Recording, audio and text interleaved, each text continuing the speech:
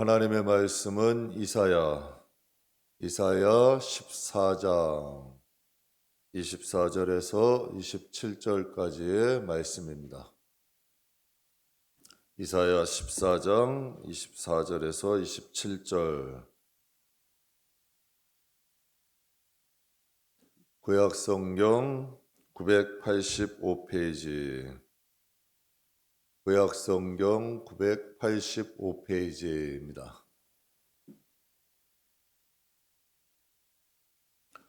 우리 다 찾으셨으면 우리 함께 봉독하겠습니다. 만군의 여호와께서 맹세하여 이르시되 내가 생각한 것이 반드시 되며 내가 경영한 것을 반드시 이루리라. 내가 수르를 나의 땅에서 파하며 나의 산에서 그것을 짓밟으리니 그때 그의 명예가 이스라엘에게서 떠나고 그의 짐이 그들의 어깨에서 벗어질 것이라. 이것이 온 세계를 향하여 정한 경영이며 이것이 열방을 향하여 편손이라 하셨나니 만군의 여호와께서 경영하셨은즉 누가 능히 그것을 패하며 그의 손이 펴셨은즉 누가 능히 그것을 돌이키랴. 아멘. 누가 왕이냐라는 제목으로 잠깐 은혜 나누겠습니다. 내 인생의 건축가의 저자 박철수 목사님은 1950년대 혼혈아로 태어났습니다. 지금은 다문화 가정, 혼혈아 별 차이 없습니다. 다들 편견 없이 지내는 편인데 제가 어렸을 때만 해도 굉장히 편견이 많았습니다. 그리고 1950년대에는 더 많았죠. 차별도 심했고 편견 속에서 살았습니다. 그리고 또 미국에서 생활 중 군대에서 탈영해서 카나다에서 도망자로 아주 밑바닥 생활까지 하셨다고 합니다. 그러니까 이 박철수 목사님의 인생에는 어느 것 하나 희망 보이지 않는 안타까운 인생이었죠. 그런데 우여곡절 끝에 미국에서 여러 가지 어려움을 잘 이겨내시고 은행의 지점장까지 오르셨습니다. 그래서 그곳에서 경영자의 모든 삶을 배우시고 지금은 다문화 가정을 돌보며 목회하시고 계십니다. 멕시코, 중국, 쿠바, 북한 선교까지 비전을 갖고 계셔요. 이런 생각해 봤습니다. 만약 이분이 혼혈아로 태어나지 않았다면 다문화 가정 관심 가졌을까요? 만약 여러분 도망자의 삶으로 카나다에서 여러 가지 밑바닥 생활을 하지 않았다면 타향살이하고 있는 어려운 이민자들을 가슴에 품을 수 있었을까요? 여러분 이런 생각하게 되죠. 하나님은 박철수 목사님이 혼혈아로 태어날 때부터 목사님의 인생에 대한 비전, 즉 하나님은 경영하고 계셨던 겁니다. 하나님께서 장차 많은 사람들을 가슴에 품을 수 있고 다문화 가정뿐 아니라 여러 타향살이 하는 사람들을 마음에 품을 수 있도록 여러분 하나님이 계획하신 거죠. 여러분 세상엔 이런 말이 있어요. 시집살이 한 사람이 시집살이를 더 시킨대요. 이건 여러분 주 밖에서나 있는 거죠. 고생해 봤으면 하나님께서 그것을 통하여서 고생한 사람들 품어야죠. 이게 하나님의 뜻이죠. 이 박철수 목사님은 하나님의 뜻을 잘 헤아리셔서 자신이 고생한 것을 다른 사람이 고생하지 않게 하는 것. 저는 이게 진짜 그리스도인이라고 생각해요. 내가 고생해 봤으니까, 내가 어려워 봤으니까, 어려운 가운데 있는 사람, 고생한 사람들에게 손 내밀 수 있는 것. 정말 하나님의 마음 가꾸고 살아가시는 분이죠. 여러분 잘 아시는 영원한 청년이라 하는 가정사역자 박수홍 장로님은 그분이 이런 책을 썼어요. 최고 경영자, 하나님이 이끄시는 비전 인생. 그 책에서 이런 말을 해요. 야망은 모든 사람이 가질 수 있지만 비전은 하나님이 주시는 꿈이다. 비전은 하나님이 직접 만드시는 것이다. 저는 이 박철수 목사님께는 야망이 아닌 하나님이 빚어주신 비전을 품으신 분이에요. 저는 저와 여러분이 야망은 누구나 갖죠. 근데 그 야망이 이루어지던가요? 안 이루어지죠. 그런데 여러분, 하나님이 주신 비전은, 그 비전을 마음에 주시면 그 비전은 이루어져. 왜? 하나님이 주셨기 때문에. 그러면서 이 박수홍 장로님이 이런 말씀을 하세요. 하나님의 인생 경영은 언제나 나를 설레게 합니다. 하나님의 인생 경영은 실패도 없고 비효율적인 것도 없습니다. 그분은 전능자시며 실수가 없으신 분입니다. 여러분, 박철수 목사님이 은행의 경영자로 올랐어요. 미국 경영의 지점장으로. 성공한 인생 아니에요? 혼혈아였는데, 가난한 자로 탈영병으로 믹다닥가 인생까지 살았는데, 미국의 경영자까지 여러분 은행 지점장 올랐으면 성공한 인생이다. 근데 하나님과는 무슨 상관이야? 하나님하고는 상관없잖아요. 그런데 하나님이 주신 그분의 비전은 그 경영자를 통하여서 경영을 배우고, 이제 다문화 가정이나 여러 가지 어려운 사람들을 타향살이하는 이주민들을 품을 수 있는 마음 주신 거죠. 이게 하나님의 비전이죠. 하나님이 인도하시는 뜻이에요. 그러니까 박철수 목사님을 향한 비전은 하나님이 이루신 거죠. 그렇다면 여러분, 우리 하나님이 주신 어떤 비전 갖고 살아갑니까? 이 세상에 우리가 고생도 해봤고 어려움도 겪어봤고 무엇인가 여러분 우리의 마음에 비전이 있어야 되잖아요. 저는 이 마음에 이런 비전이 있어요. 하나님은 지금도 살아계신다. 기도하는 자에게 응답하신다. 정말 하나님만 붙잡고 하나님도가 아니라 하나님만 섬긴 사람, 하나님만 의지하는 사람에겐 하나님도 지금도 역사하신다. 지금도 일하신다. 지금 여러분 이 시대의 특징이 뭔지 아세요? 기대라는 게 없어요. 하나님을 믿으면서도 기대가 없어요. 하나님을 믿으면서도 헌신이 없어요. 하나님을 신뢰하면서도 내 자신을 온전히 던지진 않아. 항상 양다리 걸치고 살지. 왜? 피할 길 찾는 거야. 하나님이 하실 수도 있고 안 하실 수도 있으니까. 하나님이 계실 수도 있고 안 계실 수도 있으니까. 그건 믿음이 아니죠. 하나님의 비전을 품게 하신 사람은 정말 하나님만 의지하며 살아갑니다. 오늘 본문에 이런 말씀하시죠. 24절 27절에 보면 만군의 여호와께서 맹세하여 이르시되, 하나님이 맹세하여 이르시되 내가 생각한 것이 반드시 되며 내가 경험한 것은 반드시 이루리라. 만군의 여호와께서 경영하셨은즉 누가 능히 그것을 패하며 그의 손을 펴셨은즉 누가 능히 이것을 돌이키랴. 여러분, 이 본문은 역사적으로 아주 굉장한 일입니다. 당시 여러분 이스라엘을 괴롭히고 있는 그 시대의 가장 강력한 제국 아수르가 작은 이스라엘과 전쟁하게 되는데 크게 패할 것을 예언하신 거죠. 지금으로 얘기하자면 중국과 대만이 전쟁을 했는데 중국이 크게 패할 것이라는 뜻이에요. 그 정도의 여러분 엄청난 일을 말씀하시는 거예요. 하나님이 예언하시는 거죠. 그러니까 하나님이 이렇게 말씀하세요. 내가 예언한 것이, 내가 생각한 것이 반드시 되며 내가 경영한 것은 반드시 이루어지리라. 26절에 이렇게 말씀하세요. 이것이 온 세계를 향하여 정한 나의 경영이다. 바로 그 세계, 당시 아수르와 이스라엘이 있는 그 세계에 하나님이 계획하신 하나님의 경영이라는 거죠. 여러분 어떻게 됐나요? 하나님께서 히스기야를 통하여서 아수르를 여러분 이기게 하신 놀라운 역사를 하나님이 이루어 주셨잖아요. 하나님이 행하셨잖아요. 여러분, 경영이라는 뜻이 뭔가요? 경영이라는 것은 계획하고 관리하고 운영하는 것을 경영이라 그래요. 하나님은 경영자입니다. 하나님은 계획하시고 관리하시고 운영하시는 거죠. 하나님은 여러분 온 세계를 경영하세요.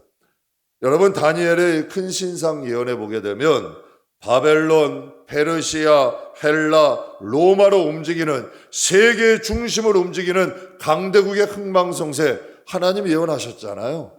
그대로 되어지잖아요. 여러분, 우리나라 여러 가지 어려움 많이 겪은 나라죠. 그러나 여러분 근성 있게 이기게 하셨어요. 근데 지금은 어때요? 많은 기독교인들이 우리나라를 동방의 예루살렘이라고 말합니다. 또 영적인 이스라엘이라고 부르죠. 그러니까 이것은 무슨 뜻이에요? 참 희한한 나라라는 뜻이야. 우리나라도 필리핀처럼 가난할 수 있습니다. 우리나라도 에티오피아처럼 될 수도 있습니다. 우리나라도 여러분 많은 동남아시아의 가난한 나라처럼 될 수 있죠. 근데 왜 우리나라를 영적인 이스라엘, 동방의 예루살렘이라 할까요? 참 정치는 맨날 싸움질하고 여러분 우리나라가 잘 될 이유가 없거든. 그런데 하나님께서 이 나라를 지키고 계시잖아요. 이 나라를 보호하고 계시잖아요.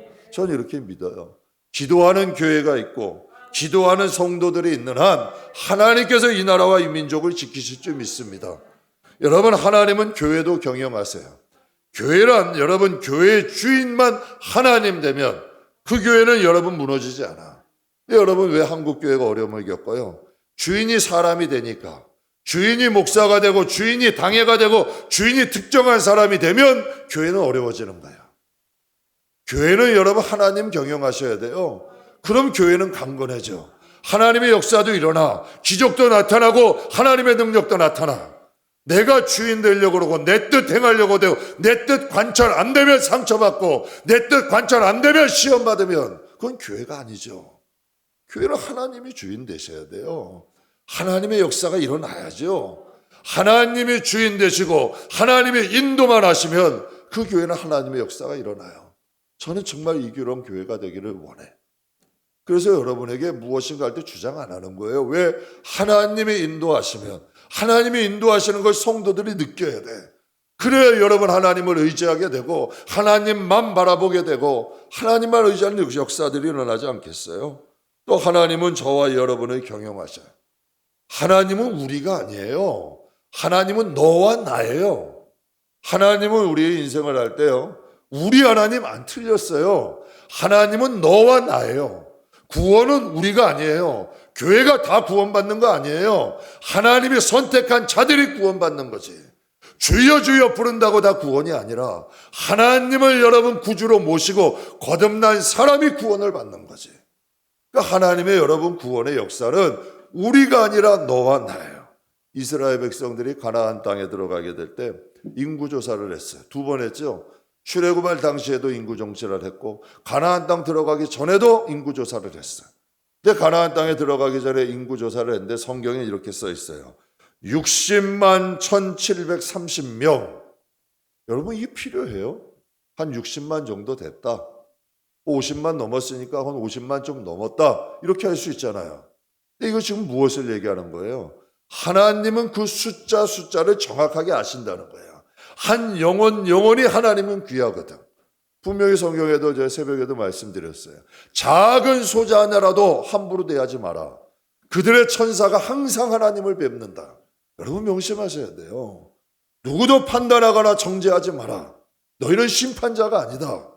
너희는 하나님, 우리는 준행자지 심판하고 정죄하는 사람이 아니에요.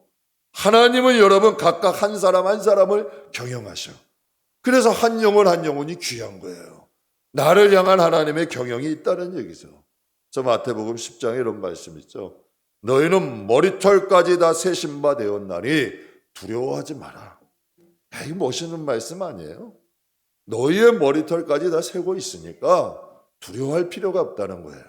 하나님을 진짜 구주로 모시고 하나님을 경영자로 모시고 하나님을 주인으로 모셨으면 두려워하지 말라는 거예요. 왜? 너의 머리카락까지도 세시고 계신다는, 세미하게 관찰하고 계시다는 거예요. 여러분 우리는 박수영 장로님처럼 고백할 수 있는 저와 여러분 되기를 주의 이름으로 축복합니다.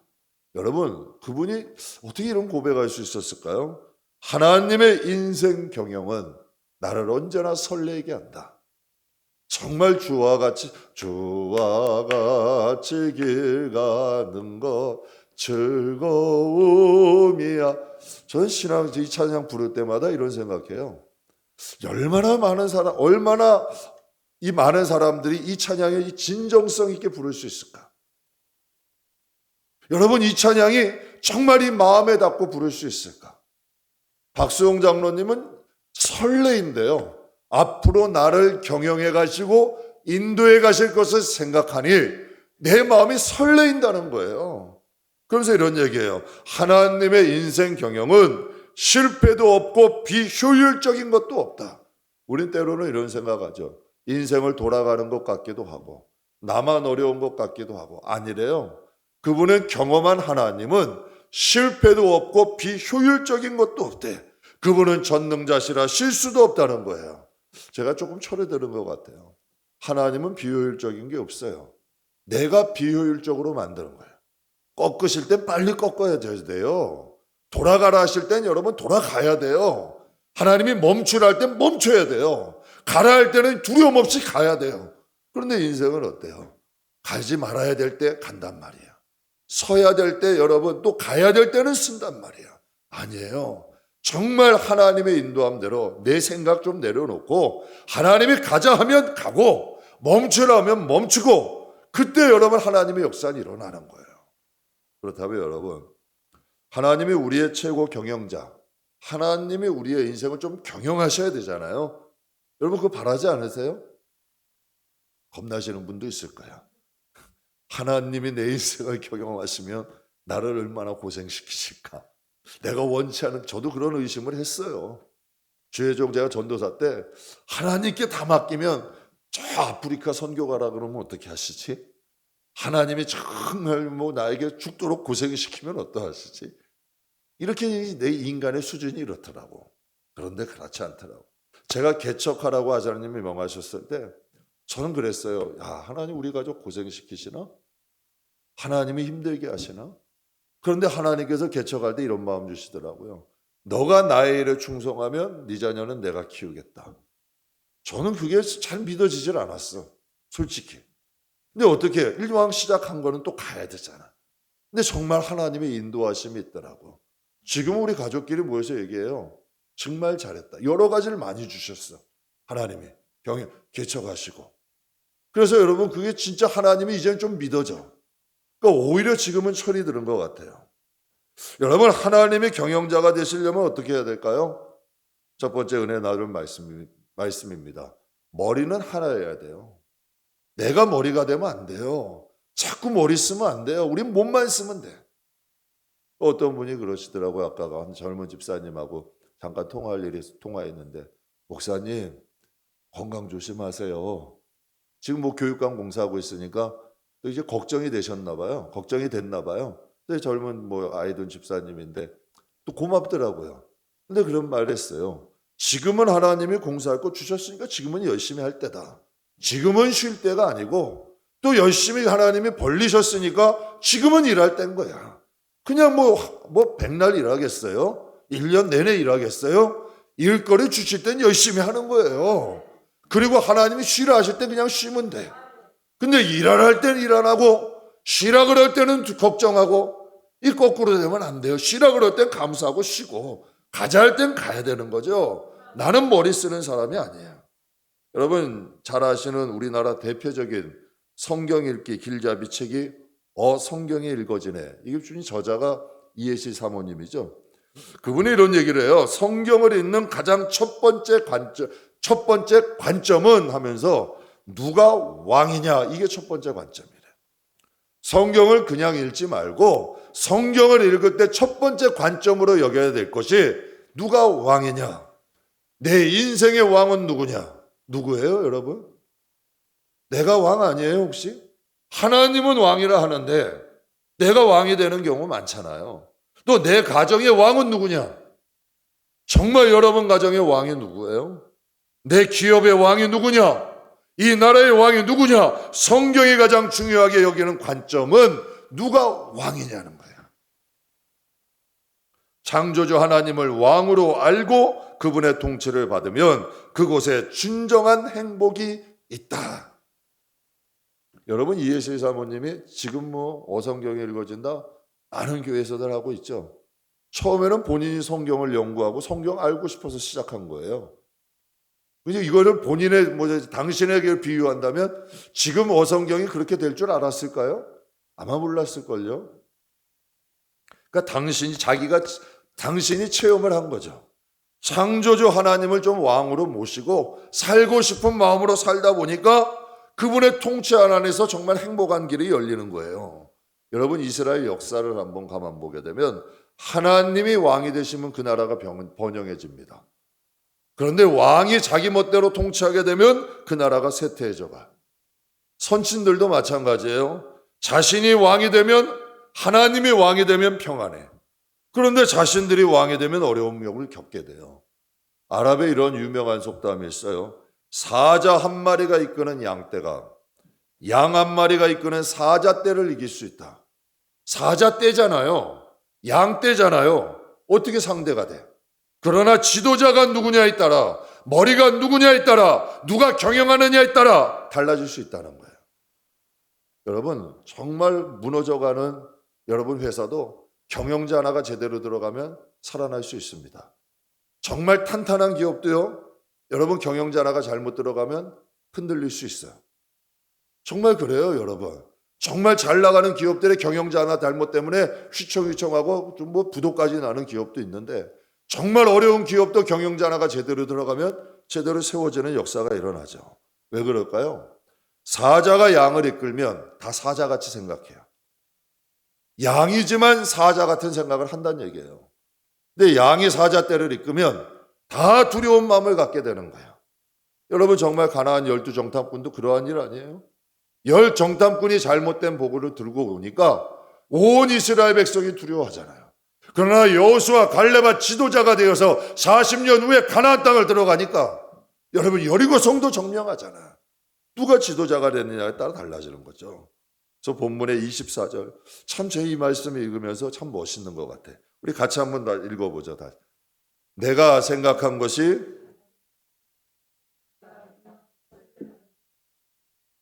그러니까 누구 생각으로 사느냐가 인생은 중요한 거예요. 내 생각으로 살면 어려워집니다. 제가 항상 우리 식구들한테도 가끔 얘기하는 거 있어요. 제 생각으로 잘 안 하려고 합니다. 왜? 저도 어려움을 겪어봤거든. 내 생각대로 하면 먼저 내 가족들이 고생합니다. 내 생각대로 하면 먼저 교인들이 고생합니다. 그 길을 왜 갑니까? 인생 살아보니까 안 되더라고요. 근데 하나님의 생각대로 가면 그건 아닌 것 같은데도 돼. 오히려 교회도 평안해지고 가정도 평안해지고 나도 좋아져. 하나님과의 관계도 좋아지더라고요. 여러분, 배우 하정우라는 배우, 연기 잘하기로 유명한 사람이죠. 그가 이런 말을 했어요. 배우는 무엇을 결정하는 게 아니라 어떻게를 고민하는 사람이다. 무엇 할까 고민하는 건 굉장히 어려워요. 사람은 여러분 중국집 가서 짬뽕 시키지 짜장 시킬지도 고민하는 게 인생이에요. 여러분, 내가 무슨 직장도 고를 때 무엇 고를지 여러분 인생도 얼마나 어려워요. 저도 4층 주실 때 난감하죠. 참 어떻게 우리 교회 또 어떻게 하나님 이것을 해가야 되나.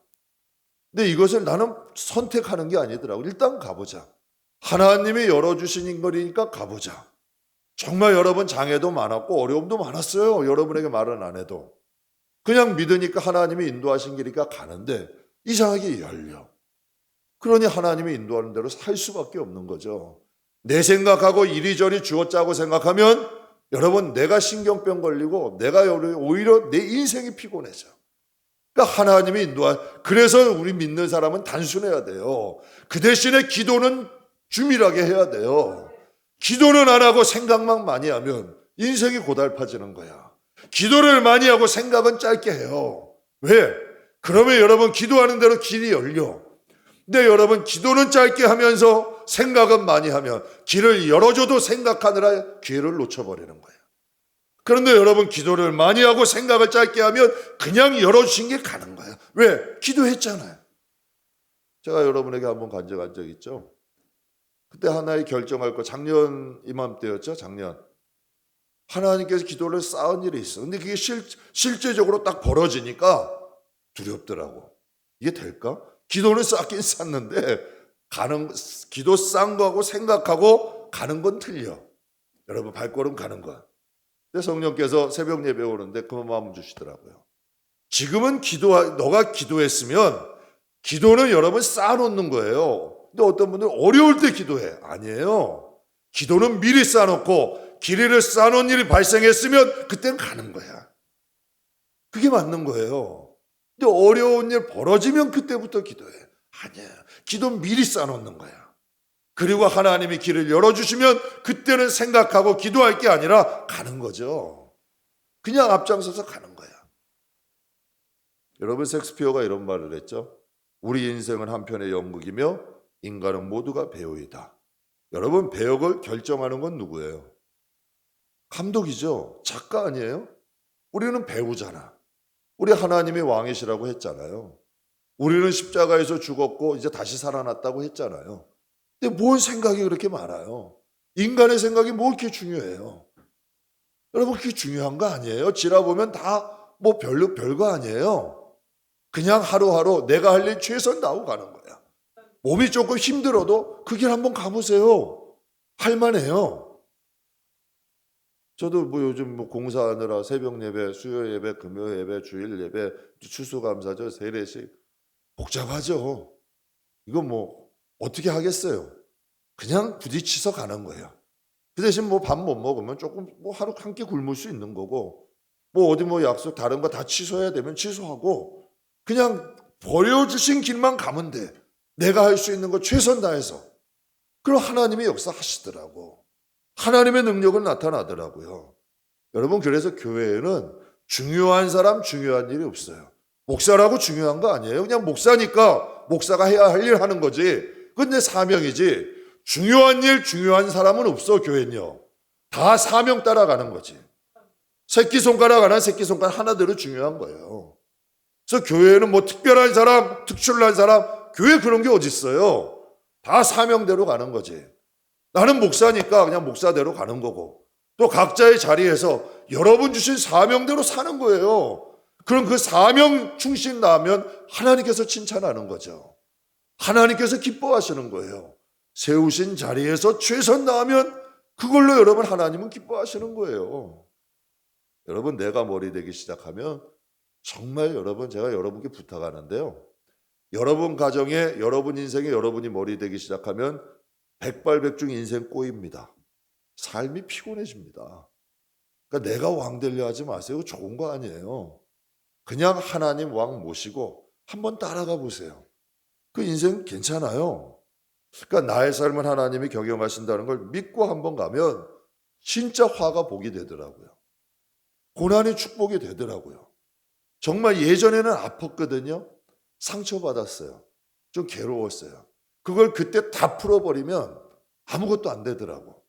근데 그 아픈 걸 가지고 좀 지내보니까요. 그게 영광이 되더라고. 그게 간증이 되고 그게 자랑이 되더라고요. 그런 역사들이 일어나요. 하나님은 당신을 이렇게 소개하세요. 계시록 22장 13절 말씀. 나는 알파와 오메가요. 처음과 나중이요. 시작과 마침이다. 하나님은 나가 시작할 때 마침을 아시는 분이에요. 이 세상을 창조하실 때도 시작할 때 마침을 아시는 분이에요. 그러니까 성경이 있잖아요. 그러니까 계시록의 예언들이 지금 맞아가고 있잖아요. 아브라함이 갈대아 우르를 떠날 때, 믿음으로 떠날 때, 하나님께서 내 본토 친척 아비의 집을 떠나라 하실 때, 그곳을 떠날 때 자신이 열국의 아비가 될 줄 알았을까요? 몰랐죠? 모르고 떠난 거예요. 모세가 여러분 장차 200만의 이스라엘 백성들을 이끌고 가나안 땅을 이끌을 지도자가 될지 모세가 알았을까요? 몰랐죠. 갈대 상자에서 목숨 부지하기도 힘든 아기였는데. 그러니까 하나님의 경영은 모르는 거예요. 스스로 머리가 되려 하지 마세요. 그리고 하나님의 경영을 섣부르게 판단하지 마세요. 하나님의 경영을. 내가 지금 처한 처지, 내가 지금 있는 상황, 내가 있는 여러분 이런 안타까움 섣부르게 속단하지 말라고. 그냥 하나님을 좀 기다려보고 인내하고 좀 오래 참고 있다 보면 하나님의 역사는 일어나요. 제가 그래서 요셉을 참 좋아해요. 야, 17세 청년이 어린애죠. 17세면 청년도 아니죠. 사실 청년이라면 20대 넘어야 되잖아요. 어떻게 형들이 자신을 팔았는데 견딜 수 있었을까? 미치지 않았을까요? 형들이 죽이려고 그랬잖아요.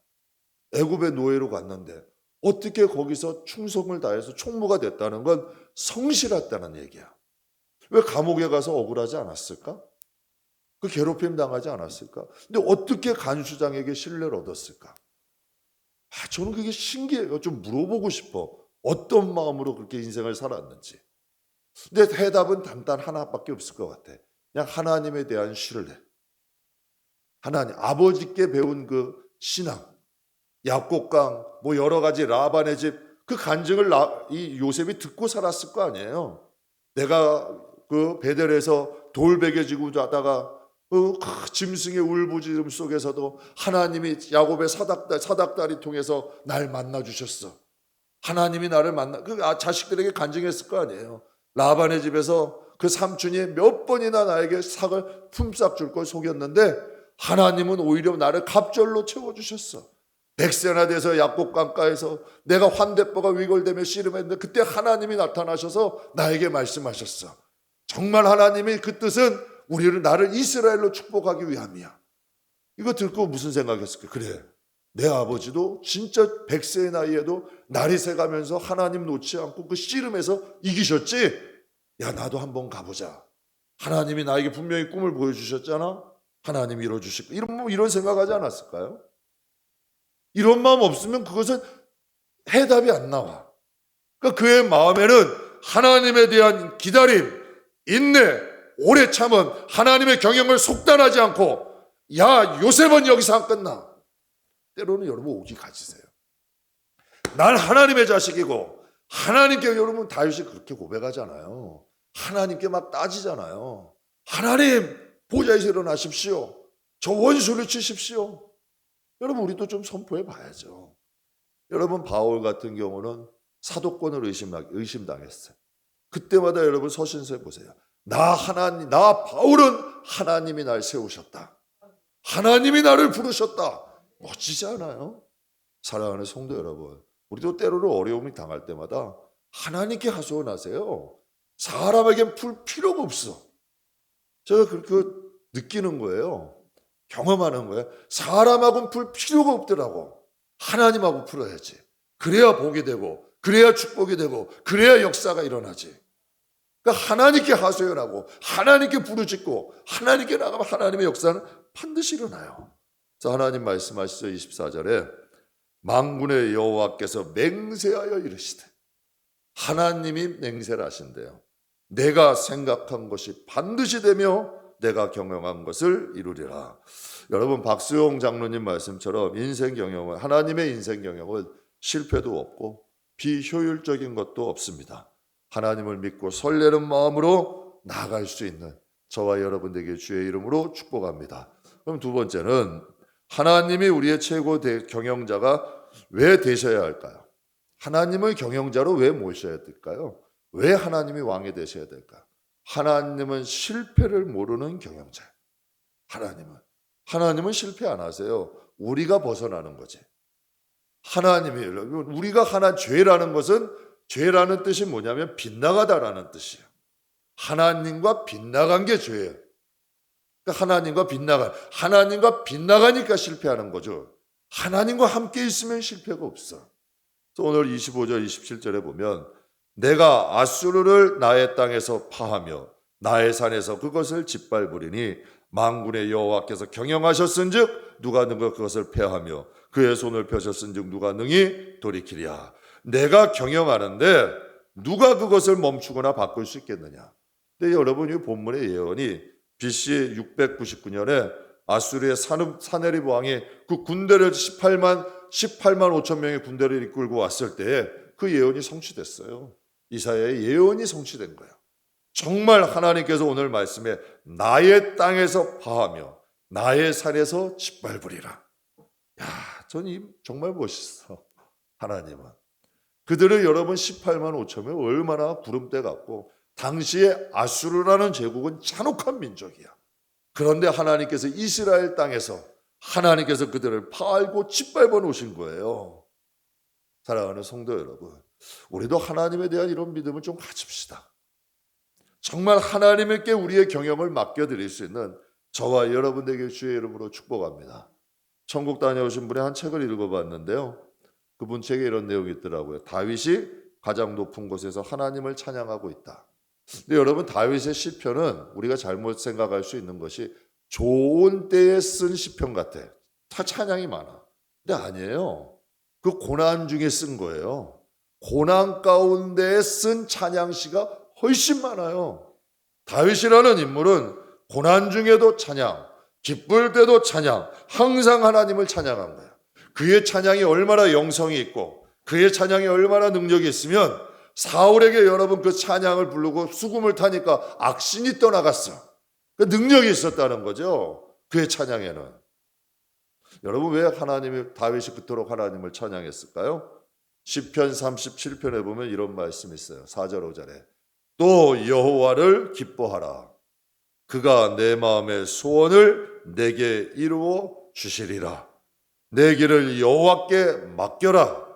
그래야 그를 의지하면 그가 이루시고. 이거 다윗의 삶이에요. 여호와를 기뻐했더니 내 마음의 소원이 이루어졌대요. 여호와를 기뻐했더니 내 길을 여호와께 맡겼고 의지했더니 그가 이루어 주셨다는 거예요. 여러분 솔로몬을 지혜의 왕이라고 하죠. 많은 왕, 신하들이 솔로몬 지혜 듣기 위해서 찾아왔어요.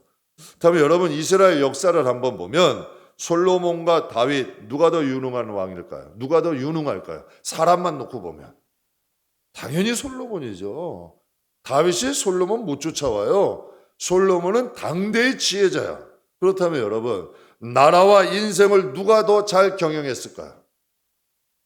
당연히 다윗이죠.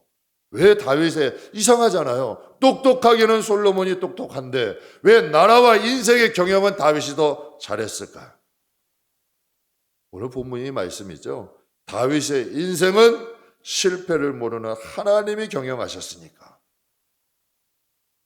여러분 하나님이 경영하시면 여러분 때로는 하나님이 우리의 인생을 경영하시면 여러분 내가 계획한 일들이 흔들리고 무너질 때 있습니다.